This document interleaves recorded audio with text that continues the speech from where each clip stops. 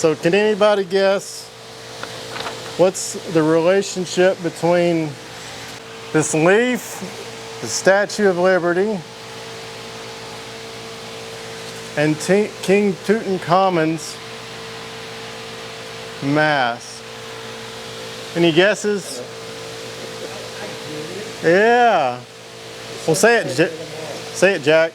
They're all represented. Yes, they are. Pretty amazing. I read that King Tutankhamun's mask was made out of one sheet of gold, and it was chased and represented into what we see today. So, as well as the Statue of Liberty, it was made out of copper, and they made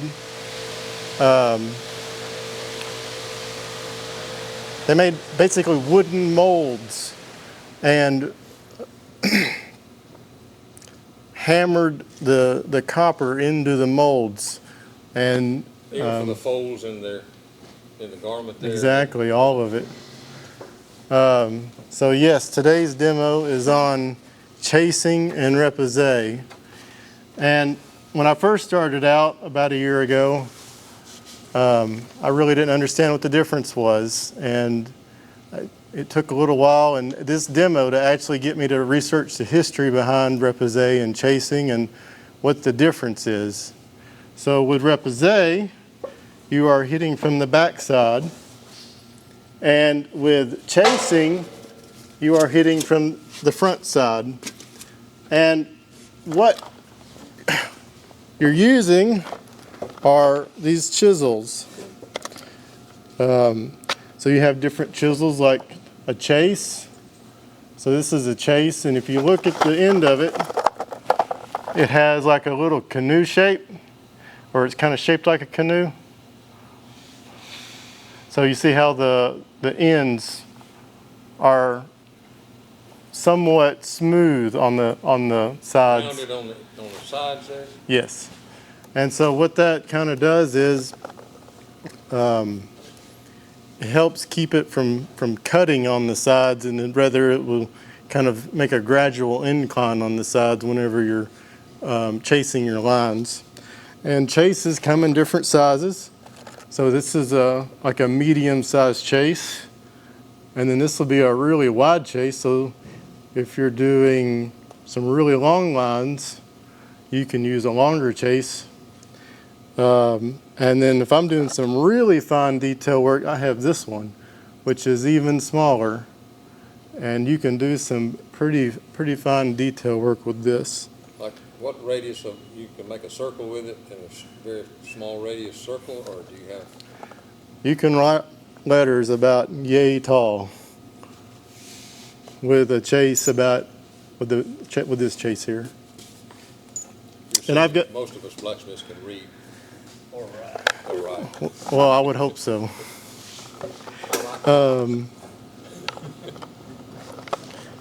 The next type of repoussé tooling or chasing tooling that is most common are butchers. And butchers come in two different styles. So this is a first pass butcher. And if you look here, so if you notice this angle formed by this butcher is rather pointed. So this is what they call a first pass butcher, and you use this after you chase the line, and you can use this to add some relief to the piece of art you're working on. The second pass butcher, so if we lay them here side by side, the second pass butcher is a bit more abrupt of an angle. And so you would use this one after the first pass to make that basically a step more abrupt, and you'll see that here in a minute. The next kind of piece that gets used a lot is called a flatter. So this is basically what it sounds like. It is flat on the end, and you can use it for both repoussé and chasing, so you can hit it from the back side or the front side, and you can use it to flatten out a piece of your artwork. Has that got radiused edges on it? Yes, it does. Slightly radiused? Right. The whole goal is not to cut the steel. You don't want to cut the steel. You want to move the steel out of the way. And then there are many, many more repoussé tools, but I don't have any here for an example. And I don't really get into the repoussé too much. More or less, I stay on the chasing side of work. And that kind of brings into the point of there are some tools that just don't have names. So sometimes you need to, you have some sort of idea in your head of what you want to see on your artwork. So you come up with a tool to, make what you need to see on your artwork. So for instance, with this pointed one, I wanted a whole bunch of dots to basically make scales on the front of a dragon. So I made this dot one that would make little dots on the page or on the metal work. And so basically whatever you can come up with to make what you see in your head come to life. Let's pass around some chases and some butchers, and they'll just need to get back to me here in a little bit, so I'll need them. One of the secrets to doing chasing and repoussé is Elmer's rubber cement. This stuff is great for doing chasing. It will allow you to take your stencil. So this is what you start with, is some idea that you have you want to see on metal, and we glue it to the piece of metal that we want to repoussé. And this stuff works really quick. So today we're just going to do a little anvil. And another point on repoussé and chasing is you don't have to be an artist. I couldn't draw to save my life, but I can do this. If you can trace a line, you can do repoussé. Now, another thing to keep in mind with repoussé is when I started out with simple stuff like this. Clear, defined lines, something that's easy to chase. And Jeff challenged me and he said, well, why don't you do a real picture? And what was really difficult for me to understand is figuring out which lines to chase in a picture and which lines not to chase. So you have a picture such as this, it has a whole lot going on. You've got a hat and a shirt and sleeves and cuffs and an anvil and the whole background, and it's overwhelming. Oh yeah, and the lovely model, yes, can't forget the lovely model. And it was very overwhelming. And what I wanted was a blacksmith at the anvil. I wanted a portrait of a blacksmith at the anvil. And what I had found was something that looked more like this on the internet. And Jeff challenged me to come up with something that I could be proud of. And so I went looking through my photo albums and I found this picture of Jack making tongs at the anvil. And I was just racking my head on what to do, on how to put this on metal. And so I started Googling. And using my love of technology, I found this technique called edge detection. And if you Google edge detection, you can find software, free software, that'll take the picture here and turn it into something like this. And basically what it does is it highlights the edges in your picture, and so it removes some of the noise you see whenever you're trying to do repoussé. And so I'll pass this around here in a second. But with this version of the picture, I have a lot less noise to look at. So I have something that's a lot easier to chase, and I don't have to not chase so many lines. And we'll pass this around. And what? It still looks real busy. It still looks real busy, but it's less busy than a real picture. And so I took an actual size, so this size here, version of this picture, and glued it glued it onto the metal, and then traced it out, or chased it out. And what that allowed me to do is take a picture that looks like this and turn it into something that looks like this. So let me pass this around. And you can do that with any picture you take with your cell phone. So you take a picture with your cell phone, you can turn it in to something that's just absolutely beautiful. So this should be set up now, and we can get started with the chasing. And if I can find my chase, I think we're going to start with this one. So this is the one, this is kind of my go-to chase. The first hit from your treadle hammer onto your piece of artwork, you're going to use your sight. So you're going to look at how you're angling and lining up your chisel, and only your sight on the first hit. So for the first one, we're going to go for it. So there's that first hit. So you can see it here.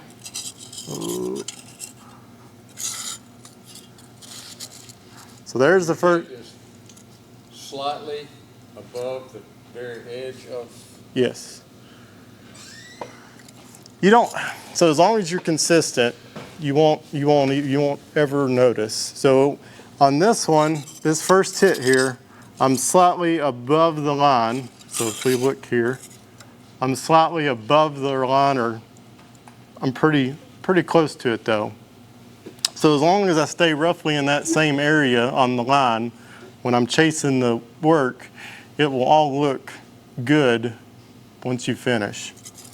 So, and then your second hit from the treadle hammer, you're gonna pick up and move it over just a little bit, but this one, you're gonna look and you're gonna feel.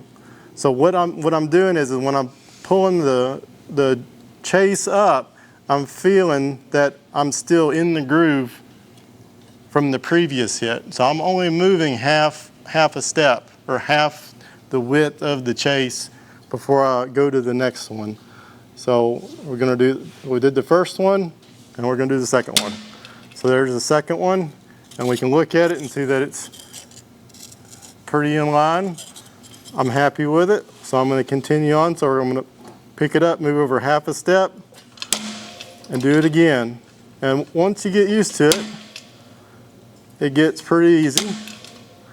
And I'm not hitting real hard, just hard enough to make a fairly decent line.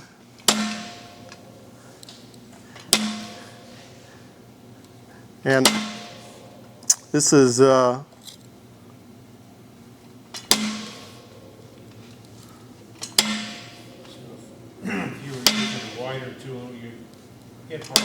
yes. Yeah, I don't like using the really wide one a whole lot. It takes a lot of force to hit and get a good line out of it.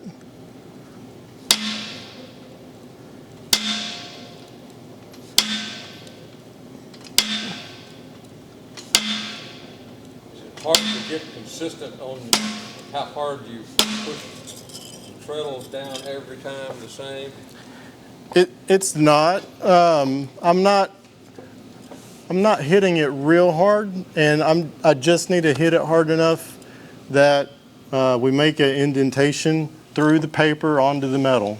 And how consistent does that hit have to be? It doesn't have to be, because the difference between, you know, here and here, if one's deeper than the other, because it's down in the groove of the chase, you're never going to notice it. So now if you notice here, we've come over and we have the step on the anvil. And because this is a sharp corner, that means we need to turn. But if you notice here, when I turn, my chase is about too long and is going down into the anvil. So I'm going to switch to my smaller chase to do that piece. So we'll do this piece. So if you notice here, it fits in there almost perfect. If you look here, see how it fits almost perfect? Do one hit. And if you notice here, it left a little bit of an indentation up coming straight up. You see that? Does everybody see that? Right here where it went up. It went up above the anvil. And the first time you go around it on the treadle hammer with your chase, it's not going to be perfect. When we make our second pass around it, it'll clean everything up. You would be amazed how much it actually cleans up on the second pass around. And one of Jack's saying is you got to get your mind right. And I think with repoussé and chasing, it's more, it more than applies. Wouldn't you say so, Jack? I'd say so, yeah. It's rather difficult for me to keep my mind right now. That's one of the reasons I don't do it much at all. Mine ain't right. So I'm gonna shut up for a minute here and start chasing out some of these lines.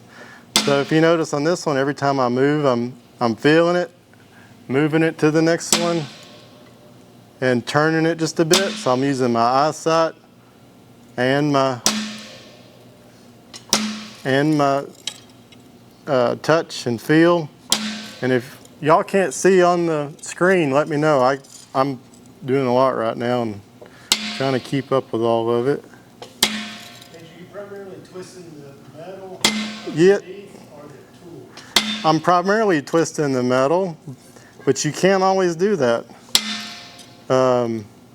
I'm primarily twisting the metal here because the piece of metal is pretty small and it makes it easy to do so. So there's that second line. So if you notice here, I stopped when we got to this line, this next line, the foot of the anvil. Is that right? Foot, yeah. Yep, okay. So when I got to the foot of the anvil here, I stopped. And if you notice, that's a sharp corner. It may not be an acute angle, but it's a sharp corner. So when I start my next line, I'm gonna pick up and start again. So we start just like this.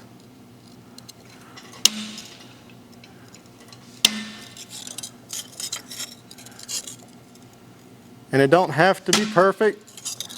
Most people won't see the little mistakes you make if you don't point them out.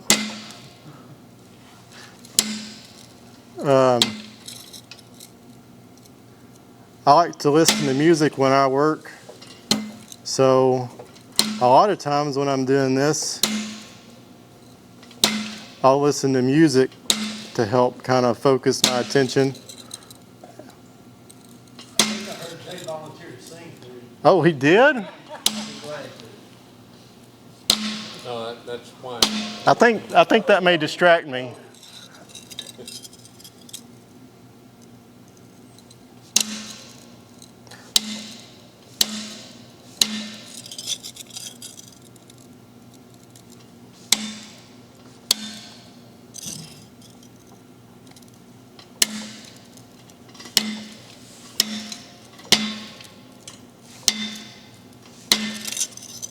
So I'm getting to a pretty tight radius here. So you see this tight radius. So I think I'm going to switch back to my smaller chase.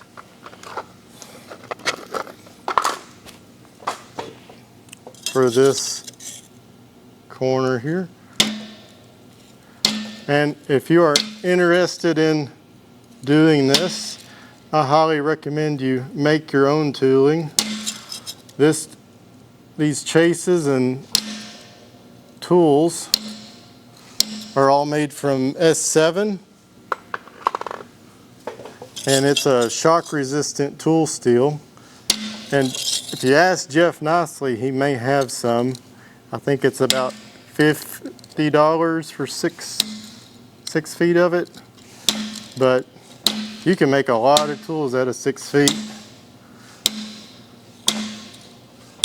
So do you make all of your tools or buy some? I've bought all of mine, or I've made all of mine. A set of Reposade chases and tools cost about $300. So it's a really good deal to make them yourself. You can save a lot of money. And they're not, these are, S7 is an air hardened steel. So once you forge it out or grind it out, all you really have to do is heat it up to a critical temperature and let it air cool, and it'll be as hard as you see here. Now I do go back and temper the chases to I put them in the oven at I think 400 degrees for about an hour or two, and that'll temper them back to something that'll work really good for this. So any questions before we move on to the second step? No questions? All right. Do you have anything under your metal at this point? No, at this point you can do it directly on the platen for the treadle hammer. We'll talk about that here in just a bit. But next, you can peel off, once you've double checked and triple checked that you've chased all your lines, you can peel off your stencil. And it peels right off. It's one of the beauties of the... Does anybody want to see this? No? Okay. That's one of the beauties of this rubber cement is it's super easy to use, and it holds on tight and comes off easy. So now, let's see, can y'all see it? There we go. So that's what it would look like after one pass. So it's kind of crude, but it's effectively transferred our design from the piece of paper onto the metal. So now we're going to go for the second pass, and this is just going to take and deepen our lines just a bit. And the second pass, you really don't have to use your eyes as much. The feel of it. Are you using the same tool this Yep. pass that you made the first pass? Yes I am. So if you notice on this pass, it makes the line just a little bit deeper and a little bit cleaner.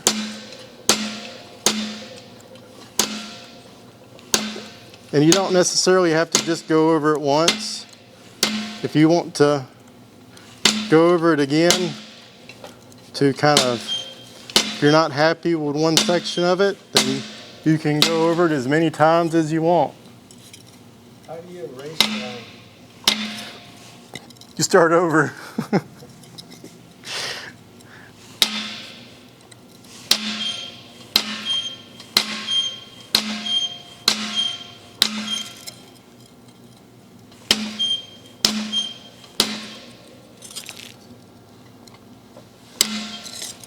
And if you notice here, when I'm doing this, I'm also rocking it.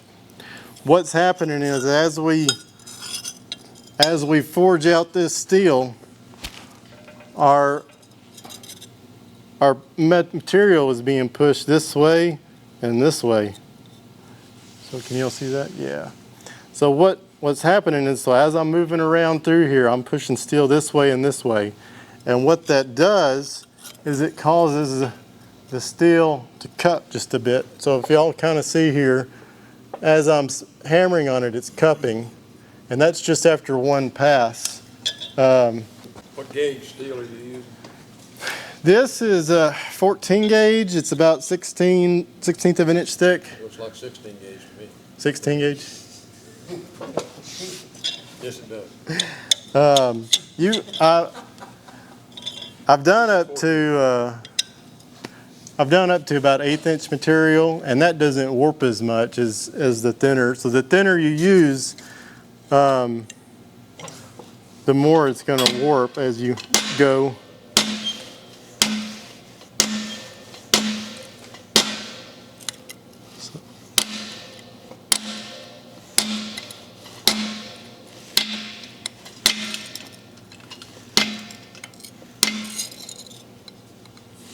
Did you change tools for that curve there this time? I didn't this time because You already have. I already had a line defined, so I wasn't, it would kind of fall down into the groove on this second pass.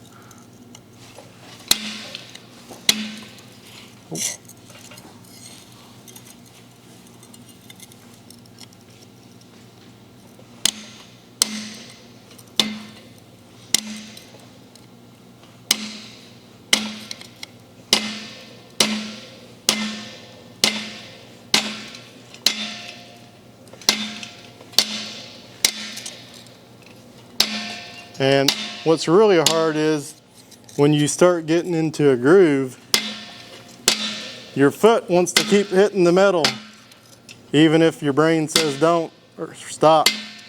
And so you have to be careful, because when you get into that groove, it's real easy to mess up. If your chase hops out of the groove, and you accidentally keep hitting, you're gonna make a ding on your piece of metal you're working on. So let's see here. So we're gonna keep going.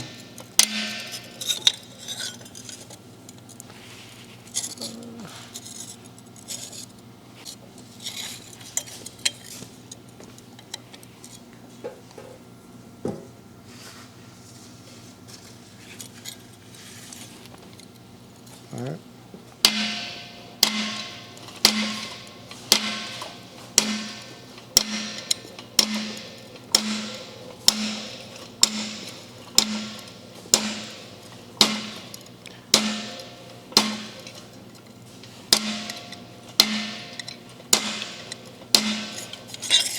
And to finish it off, I'm going to do the face of the anvil.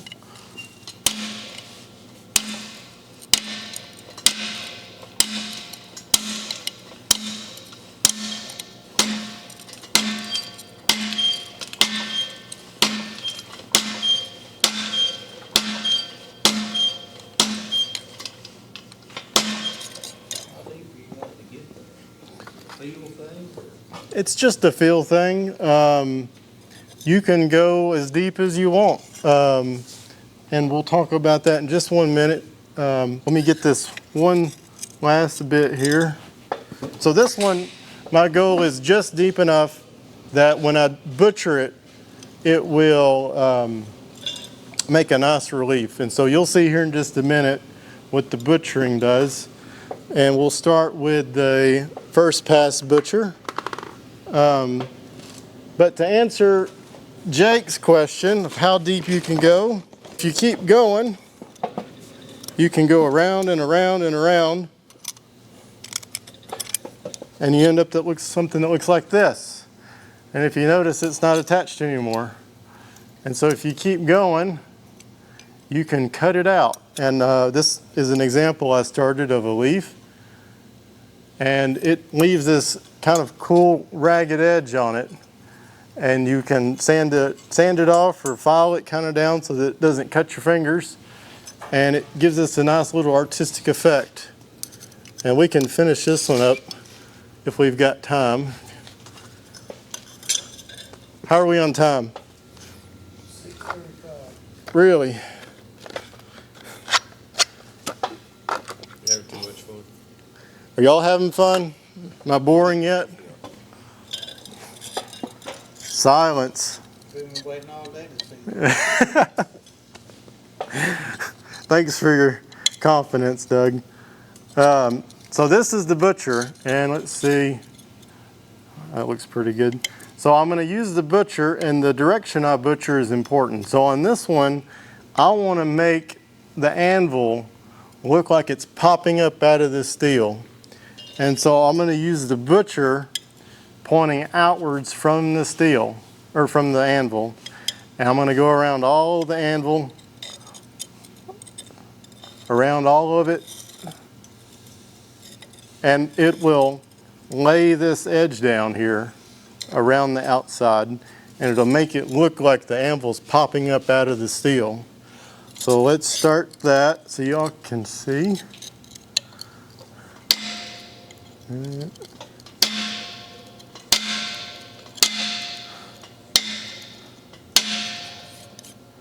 And I'm not really happy with how this is going.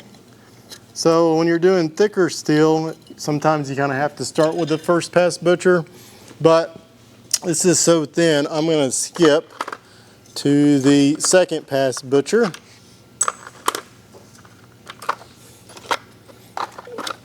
And that'll save some time too. So I'm going to go ahead and go straight to the second pass butcher. And it'll be just like the chase, except I'm going to hit harder.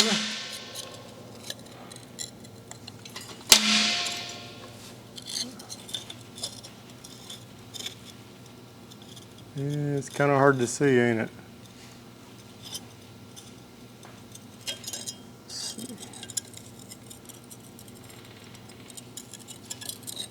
So this is the back side, we have to think about the other side as well. Right. Well, this is still chasing, so this is the front side. Okay. Okay. So we're going to put it right on the edge of the chase line, and we're going to hit it quite a bit harder. And so you'll see that there. You feel like a weatherman trying to point at the blue screen and look at the camera at the same time.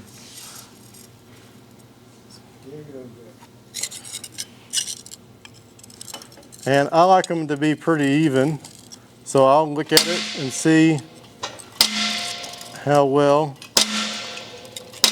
even it is. So if you notice that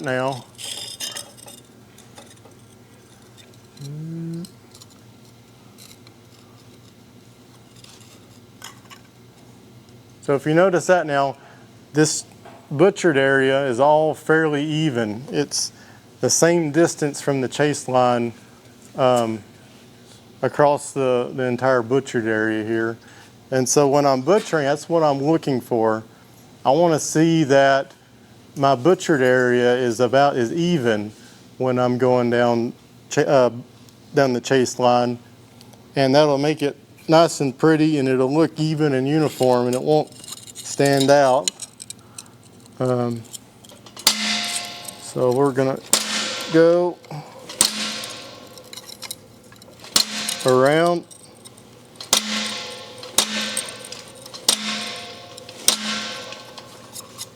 And if you notice, I'm wiping the butcher off on my pants leg. One of the weird side effects of heat treating S7 is it makes it semi-magnetic for some reason. And so your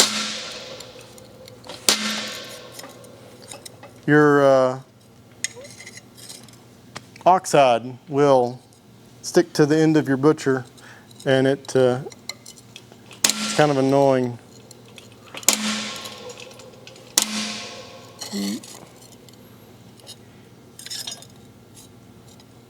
Can y'all see okay? All right, so there's this side and the bottom, and we started on the foot. So now flip over.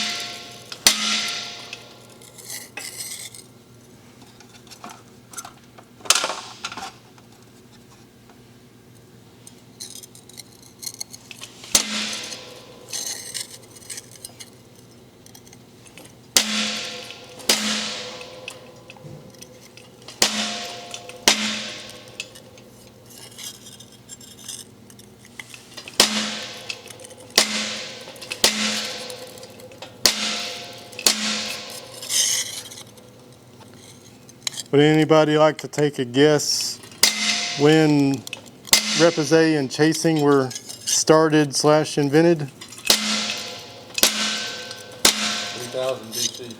Really close, yes, about the Bronze Age. So this kind of, if you think of blacksmithing as starting with the Iron Age, this predates blacksmithing, since it starts in the Bronze Age, So you're able to get the same width butcher there because the outside of your line is wider than the original chased line you put in there. So it's increased its total width, so that one size butcher fits the whole thing.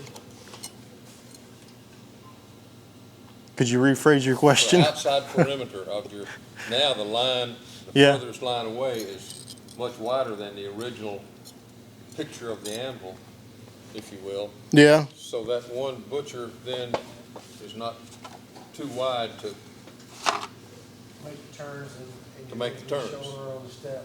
exactly. So when we're butchering, so we started with this, which was basically just a chase line. So if we looked at the side profile of it,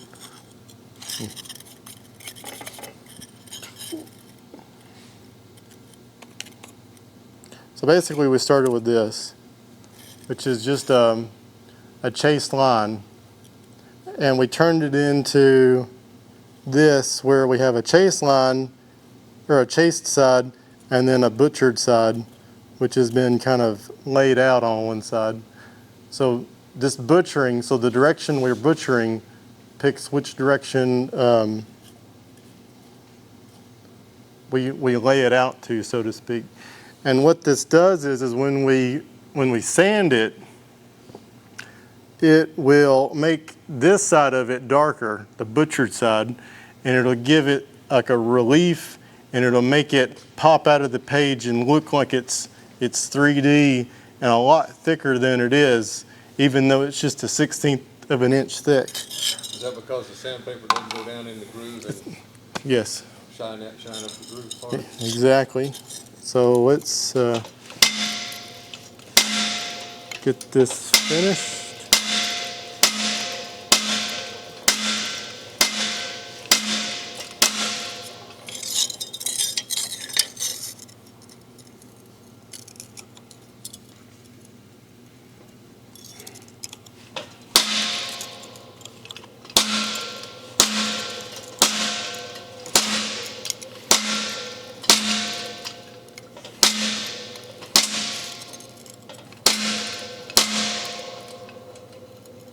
Is it still in focus?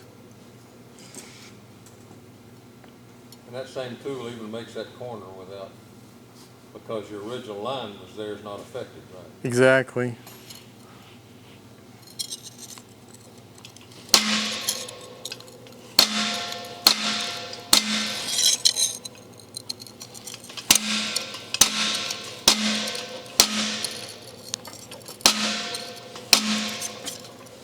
So we've got everything but the face, or the top face of the anvil here. So let's get that.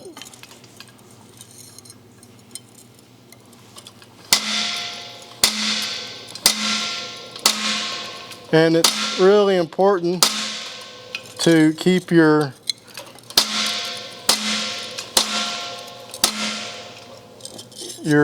chase, or your butcher, I mean, vertical. Let me see if I can show this.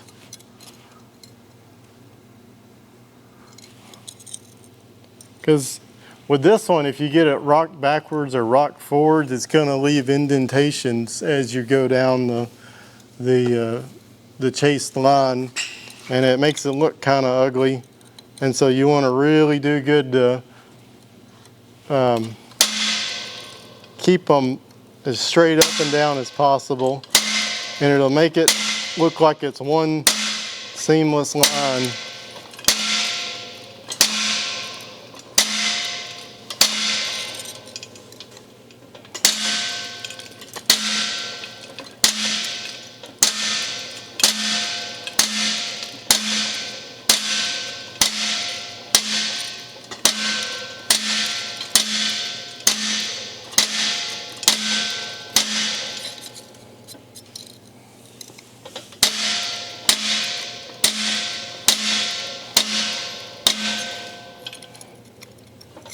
So if you notice here, it looks like it kind of comes in some.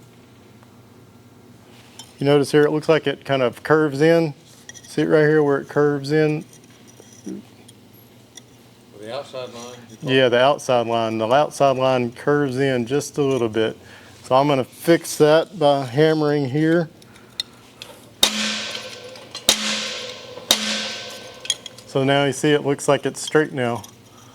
So that's what you're looking for. You want nice straight lines where you're butchered. And if you look here on the horn of the anvil, there's like an area. Let's see. If you look on the horn of the anvil, there's like this little area here where it's got this like little point. You see it right where my fingernail is? So I'm gonna fix that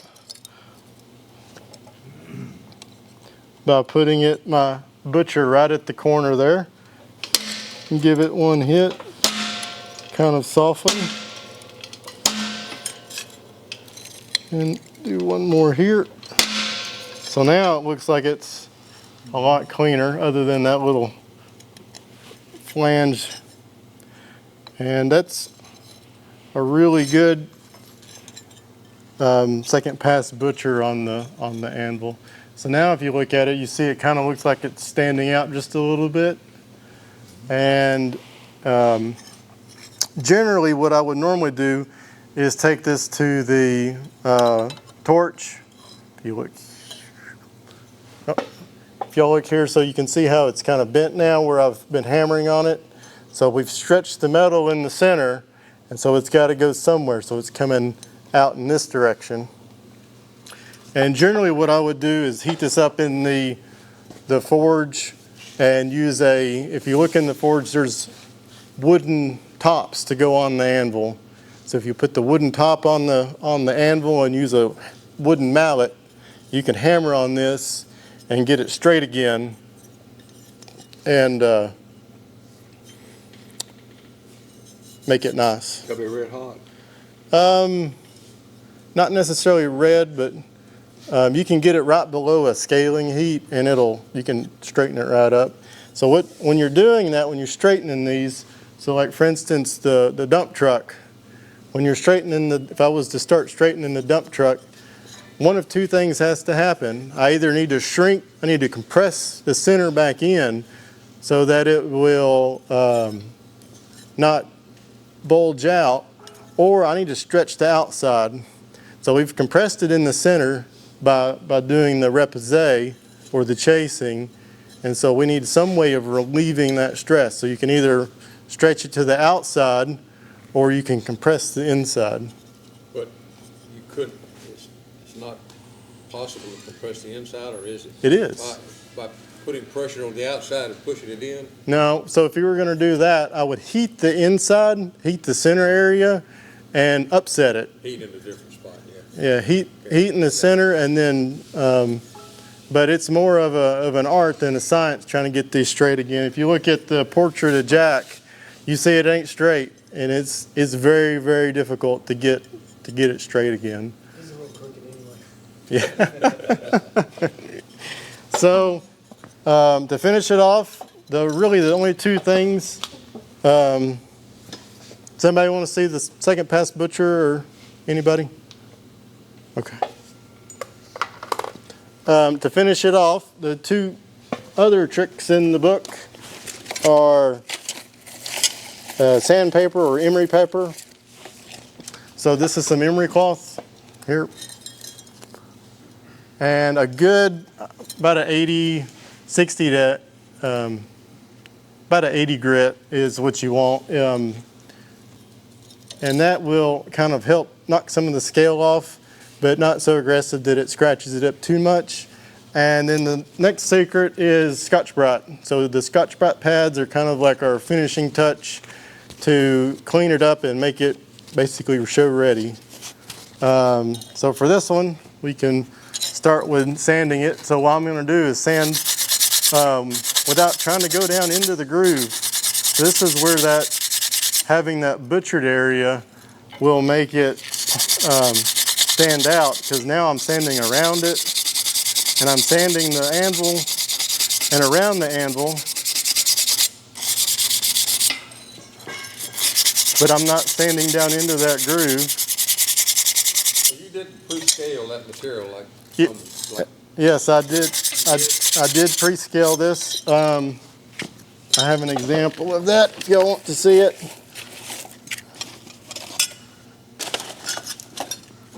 Yeah. So. Yeah. oh, Yeah. So I've scaled one side of this, and it's kind of outside the scope of this demo, but it's really easy to do. And if you'll just ask me or Jeff, we can show you how to do it. Now, after I've done the repoussé on this work, I've got a lot of time in it. And the last thing I want to do, and Jack's accused me of being persnickety on this, is to put metal tongs on my repoussé work and stick it in the fire.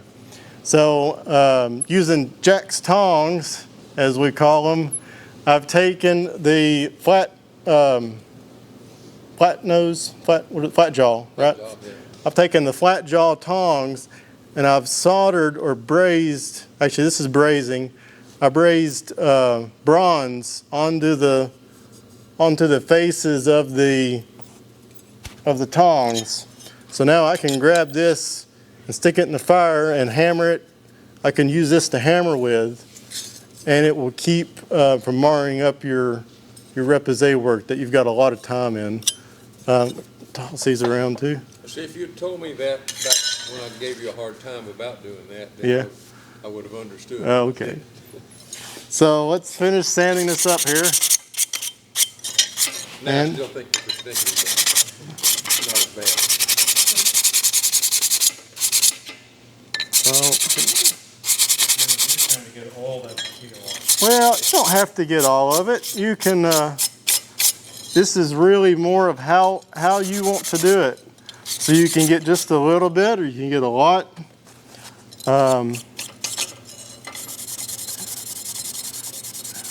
And this is the red Scotch-Brite. Yeah, it's not like the green Scotch-Brite. I'd kind of like to get some of the scratch marks out of it, but you're not going to get all of them.